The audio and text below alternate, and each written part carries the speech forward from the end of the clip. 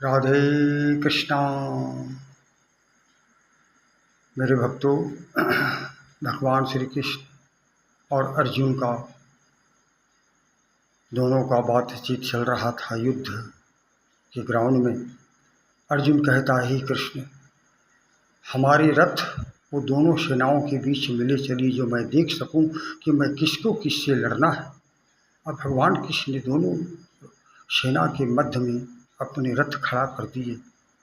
अर्जुन जब देखा कि सब मेरी अपनी हैं, तो कहता है,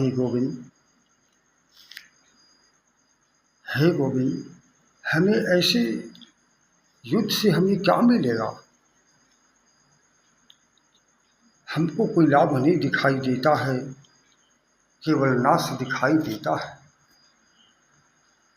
तो भगवान से कहते हैं कि हे अर्जुन, एक सैनिक के जवान जब सेना में भर्ती होता है और दुश्मन से जब लड़ता है, तो ये नहीं देखता कि हमको इसमें क्या लाभ है या क्या हानि है। वो केवल अपना कर्म जानता है कि मैं इसी कर्म में के लिए हम भर्ती हुए हैं, और अंतिम सांस तक लड़ते लड़ते अपने जीवन को धरती माता में निछावर कर देता है। उसको झंडे में लपेट के लाया जाता है। ये बहुत बड़ी सम्मान बताया गया है, ये बहुत बड़ा सम्मान बताया गया है। अर्जुन, इसी तरह तुम भी एक धनुषधारी हो। आज तुम अगर रणभूमि से भाग जाओगे तो लोग तुम्हें कायर कहेंगे, और कैर शब्द मृत्यु से भी बढ़कर है। इसलिए ही पार्थ, उठाओ गांडीव और युद्ध करो। अब अर्जुन कहता है कि मान और सम्मान बताओ, जीवन के अपमान बताओ, जीवन मृत्यु काहे माधो रणभूमि में दान बताओ। काम काज की बात कहते हो तो उत्तम हमें काम बताओ, और खुद को ईश्वर कहते हो तो जल्दी अपनी नाम बताओ।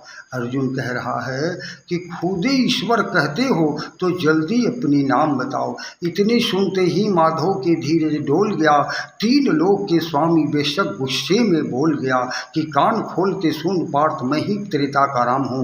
लोग हमें कृष्ण कहता, मैं द्वापर का घनश्याम हूँ। रूप कभी नारी का रख के मैं ही केश बदलता हूँ, धर्म बचाने के खातिर मैं अनगिन भेष बदलता हूँ। विष्णु के दसम रूप में मैं ही परशुराम मतवाला हूँ, नाग कालिया के सिर पर मैं ही मर्दन करने वाला हूँ। बाकासुर और आकासुर को मैं ही जिंदा गाड़ दिया, और नरसिंह बन के धर्म के खातिर हिरण्यकश्यप का छाती फाड़ दिया। और जहाँ तेरी रथ नहीं चलता है, जहाँ तेरी रथ नहीं चलता है, आगे मैं ही बढ़ता हूँ, और गांडीव तेरे हाथ में है, पर रणभूमि में मैं ही लड़ता हूँ, रणभूमि में मैं ही लड़ता हूँ।